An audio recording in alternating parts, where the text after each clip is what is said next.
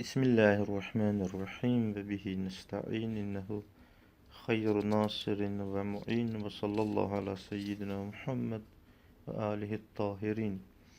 El-emrul rabi' taksimu delaleti ila tesavvuriyetin ve tasdikiyetin. Tenkesimu delaletul lefsi ila tesavvuriyetin ve tasdikiye. فالدلالة التصورية هي عبارة عن انتقال الذهن إلى معنى اللفظ بمجرد سماعه وإن لم يقصده اللافظ كما إذا سمعه من الساهي أو النائم. Müqəddimə bəhslərdən bir də dəlalətin iki hissəyə bölünməsidir. Mütəəxxirinlər usul elmində bu bəhsə də işarə edirlər ki, dəlalət bir bölümdə təqsim olur dəlaləti təsəvvüriyyə və dəlaləti təsdiqiyyə. Biz vəz'in bəhsində işarə etdik ki, hər bir ləfzin özünə məxsus mənaları var ki, o mənalara dəlalət edir.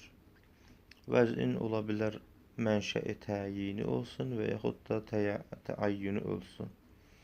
Yəni vəz bi itibari mənşə ya təyinidir ya təəyyünüdür. Pəs əlfazın mənalara dəlaləti vardır. Lakin əlfazın mənalara dəlalət etməsi bir bölümdə iki qismdir. Bəzən dəlalət təsəvvüriyyədir, bəzən də dəlalət təsdiqiyyədir. Dəlalət təsəvvüriyyə nədir? Dəlalət təsəvvüriyyə budur ki, hər hansı bir ləfzi eşitmək vasitəsilə zehnin həmin ləfzin mənasına müntəqil olmasıdır. Yəni, insan hər hansı bir mütəkəllimdən bir ləfzi eşidən kimi həmin mənanın avtomatik şəkildə zehinə intiqal etməsinə dəlaləti təsəvvüriyyə deyirlər. Hətta mütəkəllim əgər o ləfzin mənasın, həqiqi mənasın iradə etməsə də belə. Məsələn, fərz edək ki, bir mütəkəllim əsəd ləfzini işlətdi, istemal elədi, ərəb dilində əsəd ləfzini istemal elədi və məcazi mənanı iradə elədi. Yəni, bir qərinə vasitəsilə onun məcazi mənasını iradə elədi.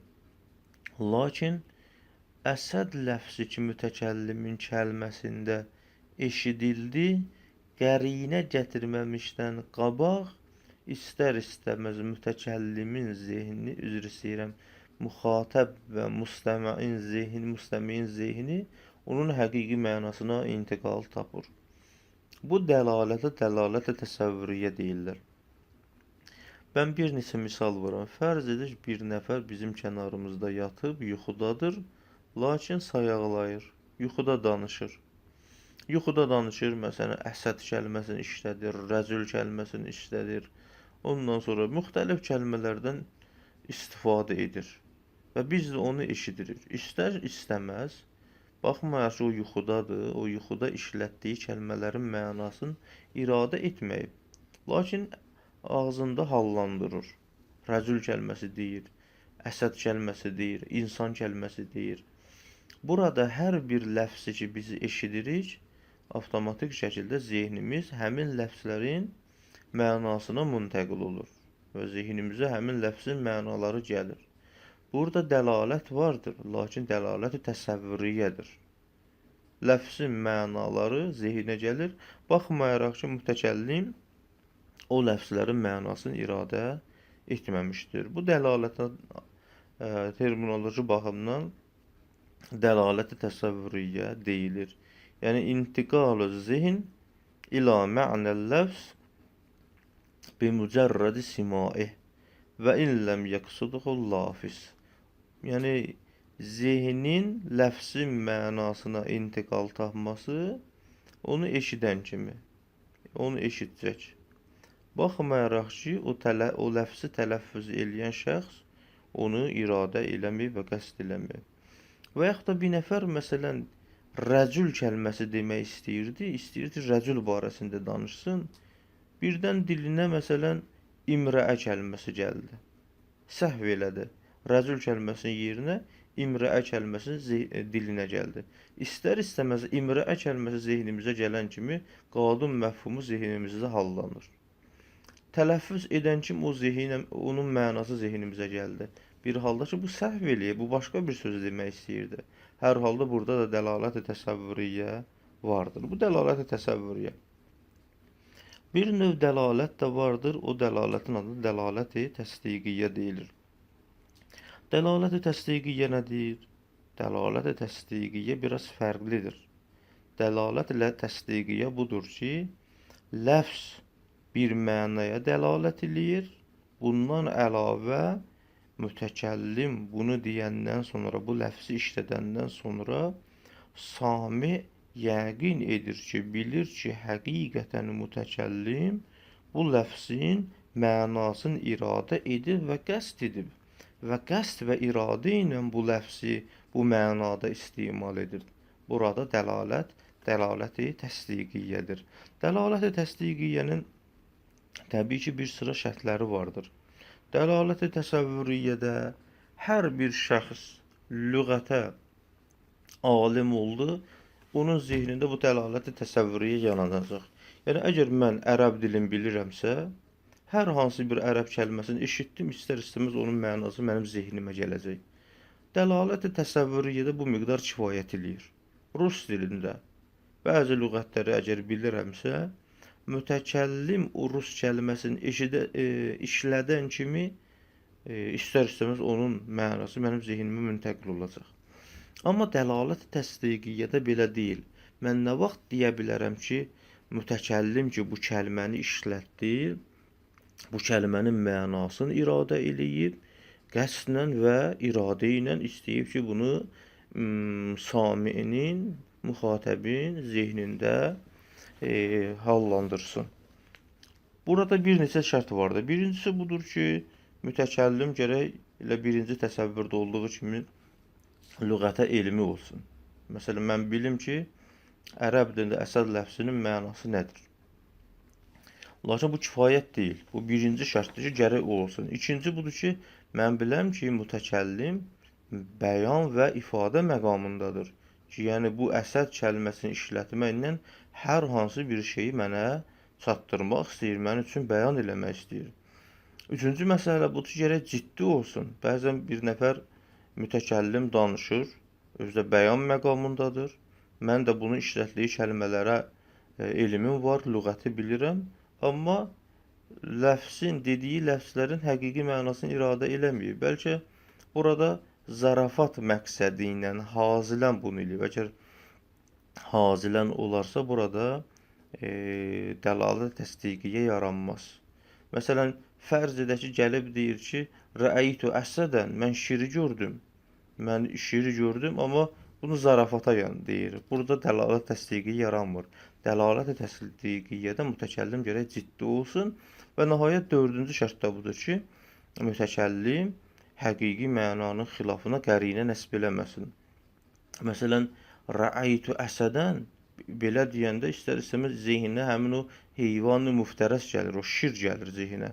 Amma deyir ki, rəəytul əsədə, məsələn, yəğtəsilu. Gördüm bir dənə əsədi ki, o məsələn çimirdi, qusl edirdi. Bu qusl edirdi, bu çimirdi. Bu özü bir dənə qərinədir ki, əsəd ləfzinin həqiqi mənasını iradə etməyib. Əgər belə olarsa, məcazi mənada dəlalət təsdiqiyyə yarana bilər. Bəs dəlalət təsdiqiyyədə 4 dənə şərt olarsa, dəlalət təsdiqiyyə əmələ gələ bilər. Birincisi, mütəkəllim lüğətdə alim olsun.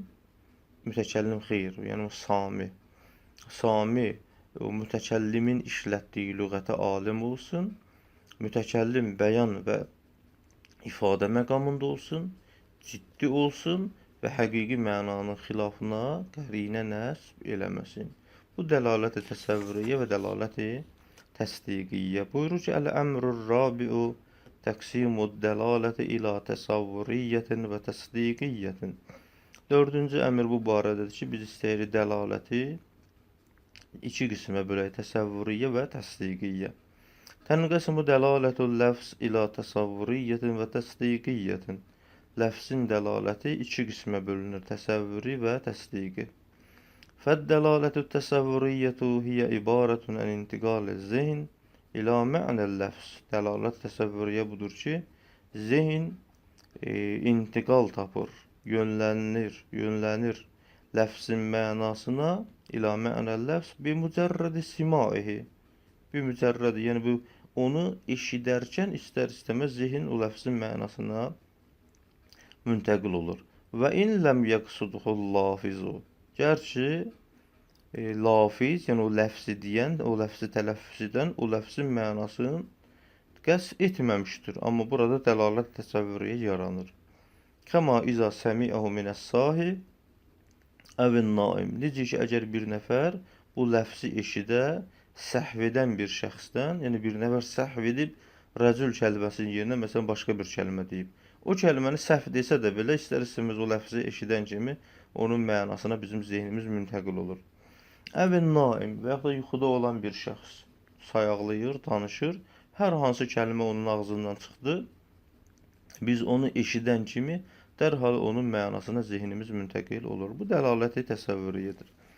Və əmmət dəlalətü təsdiqiyyə və fəhiyyə dəlalətü ləfsi ələ ənəl məna muradun lil mütəkəllimi və məqsudun ləhu. Amma dəlalət təsdiqiyyə belə deyil. Dəlalət təsdiqiyyə budur ki, insan bilir ki, ləfz məniyə dəlalət edir, amma bunu bilir ki, həqiqətən ləfzin mənası mütəkəllimin muradıdır. Mütəkəllim bu mənanı iradə edib və məqsudun ləhu və onun üçün qəsd olunmuşdur. Fəhiyyə dəlalət təsdiqiyyə dəlalətul ləfzi əla. Ləfz dəlalət edir bu mətləbə ki, əla ənəl məna, həqiqətən məna muradun lil mütəkəllimi və məqsudun ləhu. Buyurur ki, fəd-dəlalətül ula təhsulu bil ilmi bil lüğə. Dəlaləti ula, yəni birinci dəlالət ki, dəlالət təsəvvürüyyədir. Bu hasil olur elm bil lüğətin vasitəsilə. İnsan hər hansı bir lüğətə alim oldusa, o lüğətin ləfzlərini eşidən kimi onda dəlalət təsəvvüriyyə yaranır. Və əmməs-saniyyətu, əmmə dəlalət təsdiqiyyə fətətəvəqqəfu əla umurin. Dəlaləti təsdiqiyyə bir neçə əmrə bağlıdır, mütəvəqqifdir və bağlıdır. 1. Ən yəkunəl mütəkəllimu alimən bil lüğə. Birincisi budur ki, mütəkəllim lüğətə alim olsun. Mütəkəllimdən əlavə burada gərək müxatəbi də nəzərdə tutaq. Ən yəkunəl mütəkəllimu alimən bil lüğə. Təbii ki, mütəkəllim lüğətə alim olmalıdır ki, o lüğətdə danışmalıdır. Burada müxatəb olsaydı daha yaxşı olardı. Ən yəkunəl mütəkəllim alimən bil lüğə. Ən yəkunəl müxatəb alimən bil lüğə. Bu bir. İkincisi, ən yəkunə fi məqamil bəyan vəl ifadə. İkincisi budur ki, mütəkəllim bəyan və ifadə məqamında olsun. Hər hansı bir şey bəyan etmək istəyir. Üçüncüsü, ən yəkunə caddən la hazilən. Mütəkəllim ki, bu kəlmələri mənalarında istemal edir, gərək ciddi olsun, zarafat edən olmasın. Nəhayət dördüncüsü, ən la yənsibə qərinətən əla xilafil mənəl həqiqi mənanın əksinə qərinə nəsb eləməsin. Çünki əgər həqiqi mənanı iradə etməmək üçün qərinə gələrsə, burada həqiqi mənada dəlalət-i təsdiqiyyə olmayacaq. Bunu da yadımızda saxlayaq ki, hər dəlalət-i təsdiqiyyədə istər-istəməz dəlalət-i təsəvvüriyyə olur. Lakin bu şərtlər olandan sonra artıq dəlalət təsəvvüriyyədən çıxıb dəlalət-i təsdiqiyyə olur. Bir məsələni də işarə edin, burada işarə olunmayıb. O da budur ki, məşhur nəsərə əsasən buyururlar ki, düzdür, biz böldük dəlalət-i təsəvvüriyyədir, ya dəlalət təsdiqiyyədir. Amma həqiqət budur ki, dəlalət bir qismdir, o da dəlalət təsdiqiyyədir. Dəlalət təsəvvüriyyə ümumiyyətlə dəlalət deyilmir. İnşallah bu yuxarı bəhslərdə bunlara geniş surətdə işarə olunacaq, yuxarı kitablarda. Əl-əmrul xamis, əl-həqiqətu vəl-məcaz.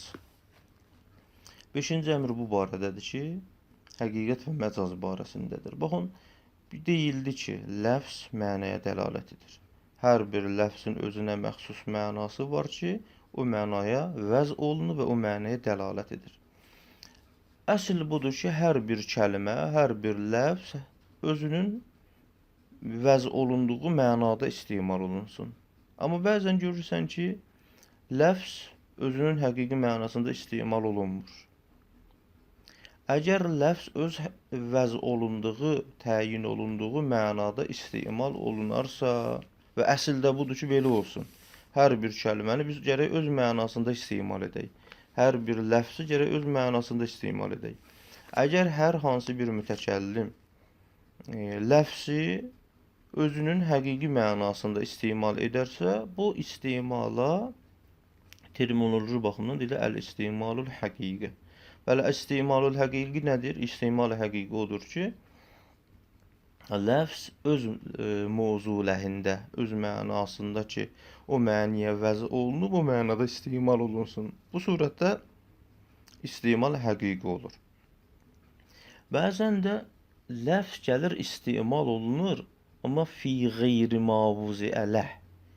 Yəni, o mənayı ki, ləfz o məna üçün vəz olunub, o mənada istemal olunmur. Bəlkə fi qeyri mavuzi ələh. Başqa bir mənadır ki, əslən o məniyə vəz olunmayıb. Bu özü iki cür ola bilər. Bəzən o məcazi məna arasında fi qeyri mavuzi ələhdə ki, istemal olunur. Heç bir münasibət olmadan bir nəfər gəlir, bir ləfzi fi qeyri mavuzi ələhdə istemal edir. Məsələn, misal vururam. Əsəd ləfzin gətirir, məsələn, sirçədə istemal edir. Əsəd ləfzi vəz olunub şirə, heyvan-ı muftərəsə. Sən gəlib onu sirçədə istemal eləyərsənsə, bu istimalı qələtdir, iştibahtır və səhvdir. Və icazə də verilmir bu cür istemala. Əgər bir nəfər bu cür istemal eləsə, bu istemal qələtdir, səhvdir. O elə bu baxımdan da ümumiyyətlə bu səhv olduğu üçün bu kitabda ona işarə olunmayıb. O istemal ki, doğrudur, iki cür ola bilər. Ləfzi biz istemal eləyək öz mənasında, fi mövzuilləh, öz mənasında ki, onun üçün vəz olunur. Bu istemal həqiqidir. Bəli, biz bir dəfə ləfzi istemal eləyə bilərik fi qeyri mavuzi ələhdə. Yəni, o məna ki, ona vəz olunmayıb, lakin istemal eləyə bilərik. Lakin əgər həqiqi məna ilə fi qeyri mavuzi ələhdə ki, istəyirik istemal eləyək, o məna arasında bir münasibət olsun. Münasibət olarsa, istemal eləməli caizdir. Lakin bu istemal artıq həqiqi deyil, olur məcazi. Bəs istemal-i həqiqi ilə istemal-i məcazi olar. Lakin istemal-i həqiqidə biz ləfzi istemal edirik. Öz vəz olunduğu mənada olur istemal-i həqiqi. İstemal-i məcazidə biz fi qeyri mavuziyə ələhdə istemal edirik. Lakin münasibət var arada. Məsələn, şir kəlməsi bütün lüğətlərdə şücaətli bir kişidə də istemal olunur. Filan kəs şirdir. Bir halda ki, şir heyvan üçün vəz olunmuşdur. Şirin mənası məlumdur. Lakin rəcül-ü şücada da, şücaətli bir kişidə də biz istemal eləyə bilirik onu. Lakin burada münasibət var. Münasibət olduğu üçün istemal eləməliyik caizdir, lakin istemal olacaq istemali məcazi. Bəs əgər biz ləfzi öz mövzuləhində istemal edəriksə, əsəd deyirəm, həmin o heyvanı iradə eləyirəm, bu istemal həqiqidir və doğrudur. Amma əgər mən əsəd ləfzini şir mənasında deyil, bəlkə rəcül-ü şüca, şücaətli bir kişidə istemal edirəmsə, bu istemali məcazidir, heç bir işqalı da yoxdur. Lakin diqqət edək, burada həqiqi məna ilə o məcazi məna arasında gərək bir münasibət olsun, əlaqə olsun. Həqiqətə belə desək daha doğrudur. Ulqə olsun beynəl mənəl mövzulə vəl müstəməlin fiyyə. Əlaqələrdə artıq bu bəhsdə işarə olunmayıb, üsul kitabında işarə olunub. Bu əlaqələrə bəlağət elmində işarə olunur özə geniş şəkildə ki, məcazi məna, yəni bir ləfzi məcazi mənada istemal eləmək üçün bir sıra əlaqələr olmalıdır. Əlaqələrdən biri, məsələn, oxşarlıq cəhətidir, müşabihətdir. Mənay həqiqi ilə mənay məcazi arasında müşabihət olsun. Bəzən bu müşabihət olanda ona istiarə də deyirlər. Amma əgər oxşarlıqdan, müşabihətdən başqa əlaqələr olarsa, bu surətdə ona məcazi mürsəl deyirlər ki, yenə deyirəm, bu bəhslər gərək bəlağət elmində oxunmuş olsun. Məsələn, baxın, rəqəbə ərəb dilində boyuna deyirlər. Rəqəbə boyundur. Yəni, insanın bədən üzvlərinin bir hissəsi ki, boyunda ona rəqəbə deyirlər. Lakin ərəb dilində rəqəbəni əbiddə də işlədirlər, qulda da işlədirlər. Nə əlaqəsi var? Deyirlər, burada əlaqə var. Əlaqəyi cüz-ü kul. Əlaqəyi cüz-ü kul. Yəni, insanın bir hissəsində işlənəni biz külli insanın özünə itlaq eləyirik. Bu bir növ əlaqədir. Başqa bir növ əlaqə, illət və məlul. Bəzən vardır ərəb dilində də. Bir şey ki, illətdir, o illətə aid olanı məlula biz itlaq eləyirik. Məlula aid olanı illətə itlaq eləyirik. Səbəb, müsəbbəb. Və yaxud da hallu məhəl. Hallu məhəl. Ki, bunun üçün misallar da vurmaq olar, amma bizim bəhsimizə aid olmadığı üçün bunun üzərindən keçirəm. Bəs üsul elmindəki hal-hazır ki, bizim bəhsimizə aiddir. İstemal ya həqiqidir, ya məcazidir. İstemal budur ki, istemal həqiqi budur ki, əgər ləfz öz mövzularında istemal olunarsa, bu istemalında istemalı həqiqidir. Əgər fi qeyri-mavuzi ləhdə istemal olunarsa, bu istemal məcazidir. Lakin fi qeyri-mavuzi ələh gərək münasibət olsun. Həqiqi məna ilə məcazi mənası arasında gərək olsun, əlaqə olsun, münasibət olsun. Əgər heç bir əlaqə olmazsa, ləfzi biz istemal eləyərik fi qeyri-mavuzi ələhdə, bu istemal qələtdir. Lakin bu münasibət bəlkə müşabihət olur, oxşarlıq olur. Həmin əsəd misal vurdum. Məsələn, rəcul şuca ilə əsəd arasında, şir arasında bir münasibət var. Necə şir şücaəti ilə tanınır, əgər bir ikisi də şücaətli olarsa, oxşarlıq cəhəti var. Oxşarlıq cəhəti olduğu üçün biz bunu istemal edirik məcazi mənada. Lakin terminoloji baxımdan, əgər bu münasibət və əlaqə müşabihət olarsa, buna bəlağətdə istiarə deyirlər. Amma əgər bu münasibət, əlaqə, oxşarlıqdan başqa şey olarsa, ona artıq istiarə deyil, məcazi mürsəl deyilir. Bu istemal-i həqiqi ilə istemal-i məcazi məşhurun nəzərinə əsasən ki, izah elədim. Bura qədər oxuyaq.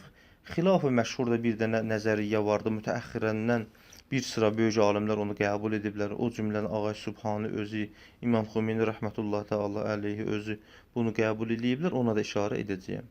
Əl-əmrul xamis əl-həqiqətü vəl-məcaz. Əl-istimalul həqiqi. Huvə itlaqul ləfz, iradə və iradətu mavuzi ələh.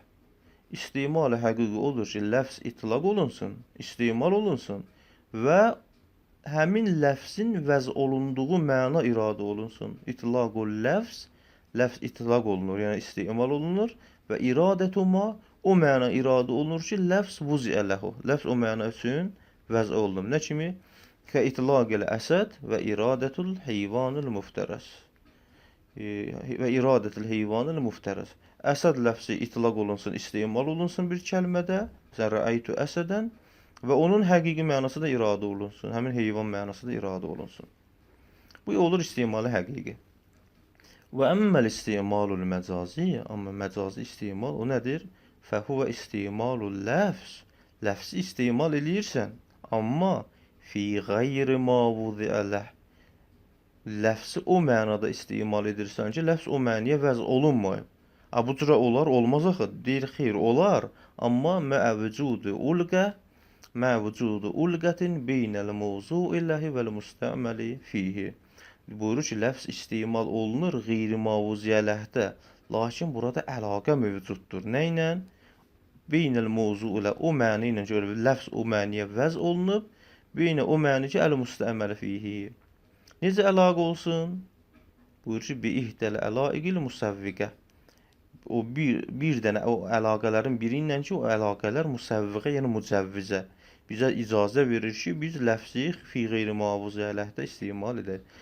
Bəlağət elmində ən azından 17-18 dənə mənay həqiqi ilə mənay məcazi arasında nə vardı? Əlaqələr vardı ki, o əlaqələri biz bilək. Biz bu əlaqələr əsasında eləyə bilərik ki, ləfzi fi qeyri-mavuzə ələhdə istimal edək, lakin məcazən. Nə kimi? Kə itlaq ilə əsəd və iradətir rəcülü şüca. Məsələn, əsəd ləfzini biz itlaq eləyək, istimal eləyək, rəcülü şüca mənasını iradə eləyək. Bu olar məcazən. Sümmə, sonra bir dənə qəşəng mətləbə işarə edir ki, buyurur ki, sümmə izə kanətil ulqatul musəvvəqə lil istimal hiyəl müşabəhə beynəl mə'nəyin. Əgər o əlaqəyi ki, bizə icazə verir ləfsi fi qeyri mavuzə ələhdə istimal edək. Sümmə izə kanətil ulqatul musəvvəqə lil istimal. Əgər o ülqə və əlaqəyi ki, bizə icazə verir bir ləfsi fi qeyri mavuzə ələhdə istimal edək.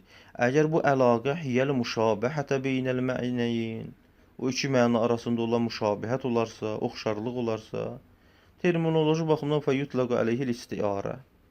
Bu məcaza istiarə deyirlər. Yəni burada həqiqi məna ilə müstəməlün fih məna arasında olan əlaqə oxşarlıq olduğu üçün terminoloji baxımdan buna istiarə deyirlər. Və illa əgər müşabihət olmazsa və illa qadir olur və illəm yekun ulqa müşabihətən beynəl məninin fəyutlaqu aleyhi əl-məcazul mursəl. Bu surətdə ona məcaz mursəl deyirlər. Nə kimi? Kə itlaqül cüz və iradətül kul. Kəl-eyni və rəqəbə. Məsələn, insan cüz'i itlaq eləyir. Cüz'i bir mənanı itlaq eləyir. Kullu mənasını iradə eləyir. Kəl-eyni və rəqəbə. Eynin mənası gözdür. Amma bəzən insanın özünə eyn deyirlər. Casus eyn deyirlər. Və rəqəbə. Rəqəbə insanın boynuna deyirlər. Cüz'idir, insanın bir hissəsidir. Amma insan ki, əbiddir, onu da iradə edirlər. Bəs diqqət elə, əlaqi ki, yəni əvvələn məcazi mənada bir ləfsi istimal etmək üçün burada əlaqə lazımdır. Lakin əlaqə bəzən müşabihətdir, oxşarlıqdır.